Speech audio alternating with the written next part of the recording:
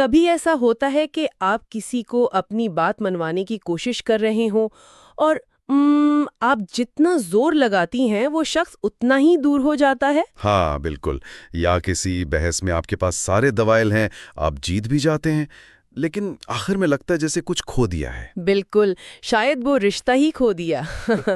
یہ صورتحال ہم سب کے ساتھ ہوتی ہے اور ہم سوچتے ہیں کہ آخر غلطی کہاں ہو رہی ہے۔ یہ بہت اہم نکتہ ہے۔ ہم اکثر سمجھتے ہیں کہ لوگوں پر اثر ڈالنے کا مطلب ہے بہتر دلائل دینا یا زبردستی اپنی بات منوانا۔ صحیح۔ لیکن آج ہم جن ذرائع کا گہرائی سے جائزہ لے رہے ہیں وہ بتاتے ہیں کہ اصل طاقت اس کے بالکل الٹ کام میں ہے۔ یہ دوسروں کو سمجھنے میں ہے، ان کی انا کا احترام کرنے میں ہے۔ تو چلے اس سمجھ کی پہلی پرت کھولتے ہیں۔ ذرائع میں ایک بہت بنیادی اصول پر زور دیا گیا ہے: تنقید، مذمت یا شکایت سے پرہیز۔ جو سننے میں بہت آسان لگتا ہے، لیکن عمل کرنا شاید سب سے مشکل ہے۔ اس کی طاقت کو سمجھنے کے لیے ایک مشہور ٹیسٹ پائلٹ باب ہوور کی کہانی بہت دلچسپ ہے۔ ایک ایئر شو سے واپسی پر ان کے جہاز کے دونوں انجن بیچ آسمان میں بند ہو گئے۔ یعنی ایک پائلٹ کے لیے تو یہ بدترین صورتحال ہے۔ بالکل، لیکن ہوور نے کمال مہارت سے بغیر انجن کے جہاز کو بحفاظت اتار لیا۔ بعد میں پتا چلا کہ ایک نوجوان میکینک نے غلطی سے اس مہنگے جہاز میں جیٹ فیول ڈال دیا تھا، اوہ! جس کی وجہ سے انجن فیل ہو گئے۔ ہاں، اب یہاں غصہ کرنا، اس میکینک کو نوکری سے نکالنا سب کچھ جائز لگتا۔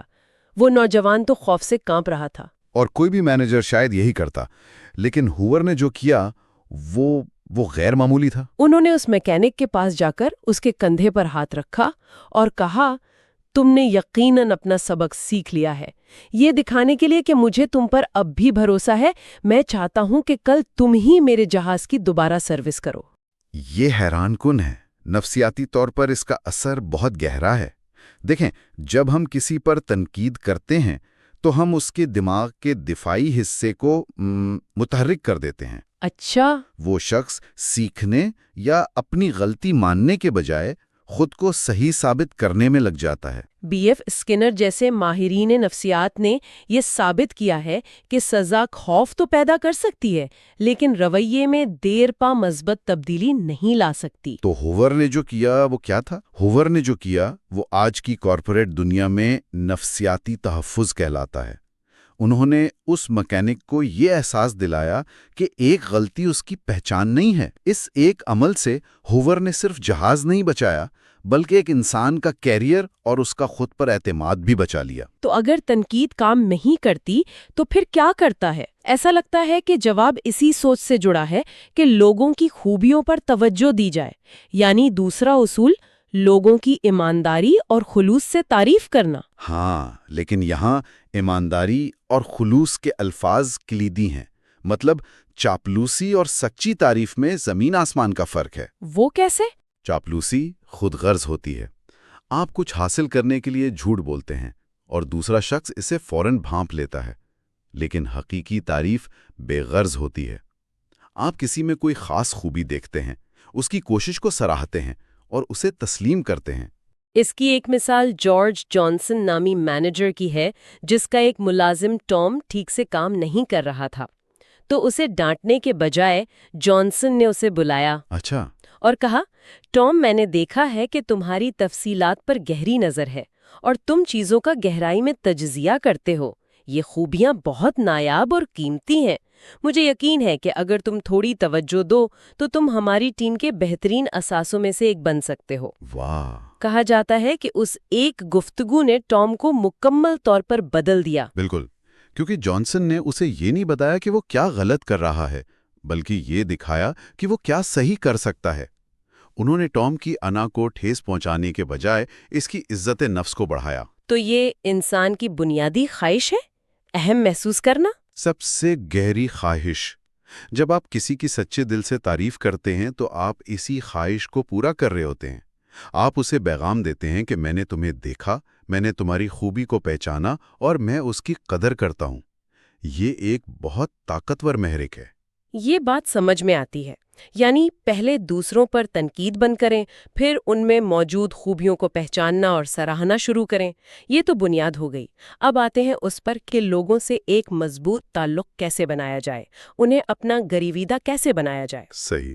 ایک اصول جس کا ذکر بار بار ملتا ہے وہ ہے دوسروں میں حقیقی دلچسپی لیں۔ یہ اصول آج کی دنیا میں شاید سب سے زیادہ متعلقہ ہے۔ ہم ایک ایسی دنیا میں رہتے ہیں جہاں ہر کوئی اپنی بات سنانا چاہتا ہے، اپنی تصویر دکھانا چاہتا ہے، اپنی کامیابیوں کا ڈھنڈورا پیٹنا چاہتا ہے۔ بالکل۔ اس شور میں جو شخص رک کر دوسرے کی بات سچے دل سے سنتا ہے وہ مقناطیس کی طرح لوگوں کو اپنی طرف کھینچتا ہے۔ ایک بہت دلچسپ نقطہ ذرائع میں یہ بھی ہے کہ جب آپ کوئی گروپ تصویر دیکھتی ہیں تو سب سے پہلے کسے تلاش کرتی ہیں؟ ظاہر ہے خود کو۔ خود کو۔ یہ انسانی فطرت کی عکاسی کرتا ہے، لیکن دوستی اور تعلقات بنانے کا راز اس کے بالکل الٹ ہے۔ اگر آپ 2 سال تک لوگوں کو خود میں دلچسپی لینے پر مجبور کرنے کی کوشش کریں تو شاید اتنے دوست نہ بنا پائیں جتنے آپ 2 مہینوں میں ان میں حقیقی دلچسپی لے کر بنا سکتے ہیں۔ بالکل۔ اس کی نفسیاتی وجہ یہ ہے کہ جب آپ کسی میں دلچسپی لیتے ہیں، اس کے شوق کے بارے میں پوچھتے ہیں، اس کی پریشانیاں سنتے ہیں، اس کی چھوٹی چھوٹی کامیابیوں کو یاد رکھتے ہیں، تو آپ اسے دنیا کا سب سے اہم انسان محسوس کراتے ہیں۔ اور لوگ اس احساس کو کبھی نہیں بھولتے۔ کبھی نہیں۔ وہ شخص کو پسند کرتے ہیں جو انہیں اچھا محسوس کرائے۔ اور اچھا محسوس کرانے کے کچھ طریقے تو بہت ہی سادہ ہیں، جیسے چوتھا اصول، مسکرائیں۔ ایک اسٹاک بروکر ولیم سٹین ہارٹ کی کہانی ہے جو بہت بدمزاج مشہور تھا۔ اس نے صرف ایک تجربے کے طور پر زیادہ مسکرانے کا فیصلہ کیا۔ اچھا، پھر کیا ہوا؟ نتیجہ یہ نکلا کہ نہ صرف لوگ اس کے ساتھ زیادہ دوستانہ ہو گئے بلکہ اس کی ذاتی خوشی اور آمدنی میں بھی اضافہ ہوا۔ لیکن یہاں ایک احتیاط ضروری ہے، مسکراہٹ حقیقی ہونی چاہیے۔ بناوٹی نہ ہو۔ ہاں، ایک بناوٹی کھوکھلی مسکراہٹ کا الٹا اثر ہوتا ہے، لوگ اسے پہچان لیتے ہیں۔ ایک حقیقی مسکراہٹ آنکھوں تک پہنچتی ہے، یہ بغیر الفاظ کے کہتی ہے میں آپ سے مل کر خوش ہوں۔ اسی طرح 5واں اصول یعنی لوگوں کا نام یاد رکھنا۔ یہ بہت اہم ہے۔ کسی شخص کے لیے اس کا نام دنیا کی سب سے میٹھی اور اہم آواز ہے۔ یہ اس کی انفرادیت اور شناخت کی علامت ہے۔ جیمز فارلی جو ایک کامیاب سیاستدان تھے، کہا جاتا ہے کہ 50,000 لوگوں کے نام یاد رکھ سکتے تھے۔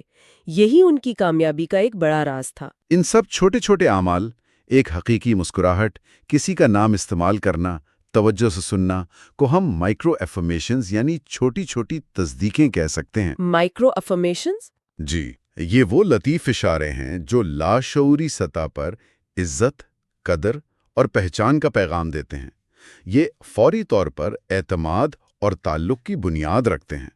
آپ دوسرے کو بتا رہے ہوتے ہیں کہ آپ میرے لیے اہم ہیں۔ ٹھیک ہے، تو ہم نے سیکھا کہ تنقید سے بچنا ہے، تعریف کرنی ہے اور لوگوں میں دلچسپی لینی ہے۔ لیکن اس وقت کیا کریں جب اختلاف رائے ہو، جب آپ کو کسی کو اپنے نقطہ نظر پر قائل کرنا ہو؟ ہاں، یہ ایک مشکل صورتحال ہے۔ یہاں چھٹا اصول بہت دلچسپ ہے۔ بحث جیتنے کا واحد طریقہ یہ ہے کہ اس سے بچا جائے۔ یہ تھوڑا عجیب نہیں لگتا؟ یہ اصول اکثر غلط سمجھا جاتا ہے۔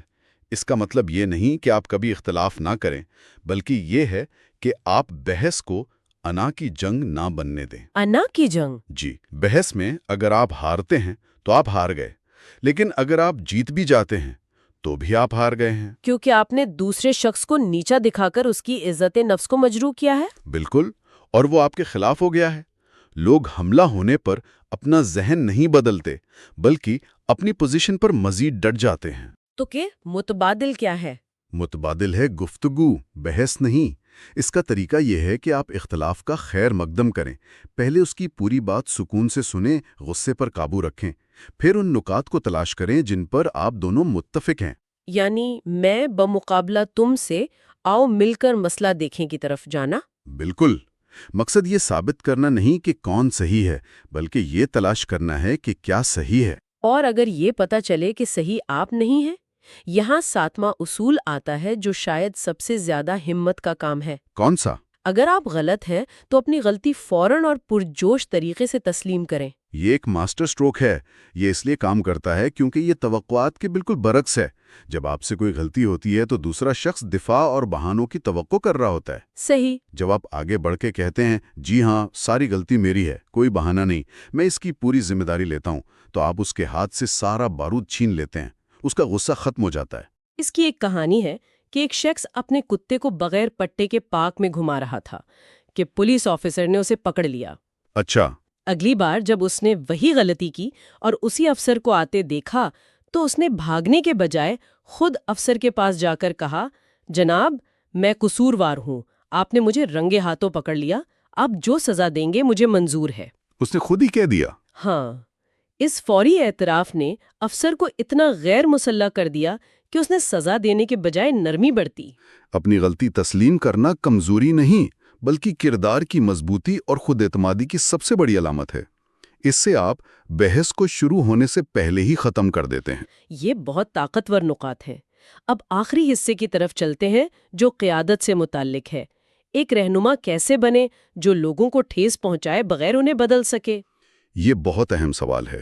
8واں اصول کہتا ہے کہ کسی بھی قسم کی اصلاحی بات کا آغاز تعریف اور ایماندارانہ ستائش سے کرے۔ اسے اکثر تنقید کا سینڈوچ کہا جاتا ہے، لیکن میں اس اصطلاح کو پسند نہیں کرتا کیونکہ یہ تھوڑا میکینیکل لگتا ہے۔ تو اصل خیال کیا ہے؟ اصل خیال یہ ہے کہ آپ کسی کو یہ بتائیں کہ آپ ان کی اور ان کی محنت کی قدر کرتے ہیں، اس سے پہلے کہ آپ انہیں کوئی تعمیری رائے دیں۔ اگر آپ سیدھا تنقید سے شروع کریں گے تو وہ دفاعی ہو جائیں گے اور آپ کی بات نہیں سنیں گے۔ مثال کے طور پر اگر کسی کی تقریر بہت لمبی ہو تو یہ کہنے کے بجائے کہ یہ بہت خراب ہے، آپ کہہ سکتی ہیں اس میں جو خیالات ہیں وہ بہت گہرے اور شاندار ہیں، مجھے لگتا ہے کہ اگر ہم اسے تھوڑا مختصر کر دیں تو اس کا اثر اور بھی زیادہ ہوگا۔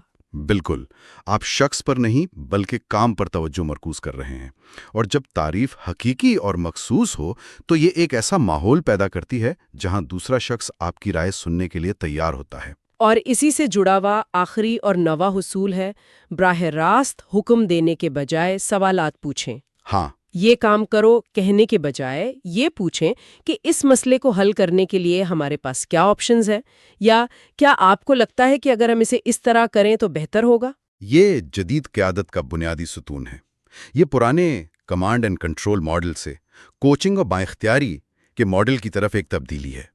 جب آپ حکم دیتے ہیں تو آپ دوسرے شخص کی سوچنے کی صلاحیت کو بند کر دیتے ہیں، لیکن جب آپ سوال پوچھتی ہیں تو آپ اسے مسئلے کا حصے دار بناتے ہیں۔ اس سے نہ صرف اس کی ذمہ داری کا احساس بڑھتا ہے بلکہ اکثر وہ ایسے تخلیقی حل لے کر آتا ہے جو آپ نے خود بھی نہ سوچے ہوں۔ آپ انہیں حکم کا پابند نہیں بلکہ نتیجے کا مالک بنا رہے ہیں۔ تو اگر ہم آج کی پوری گفتگو کا نچوڑ نکالیں تو یہ سارے اصول دراصل ایک ہی مرکزی خیال کے گرد گھومتے ہیں۔ حقیقی اثر و رسوخ زبردستی یا چالاکی سے نہیں بلکہ دوسرے انسان کی عزت نفس کا احترام کرنے سے ملتا ہے۔ بالکل، اسے اہم محسوس کرانے اور اسے سمجھنے کی حقیقی کوشش کرنے سے حاصل ہوتا ہے۔ یہ صرف تکنیکوں کی فہرست نہیں بلکہ انسانی تعلقات کا ایک مکمل فلسفہ ہے۔ اور یہ سمجھنا کہ ہر بات چیت پہلے جذباتی ہوتی ہے پھر منطقی، یہی اس کی بنیاد ہے۔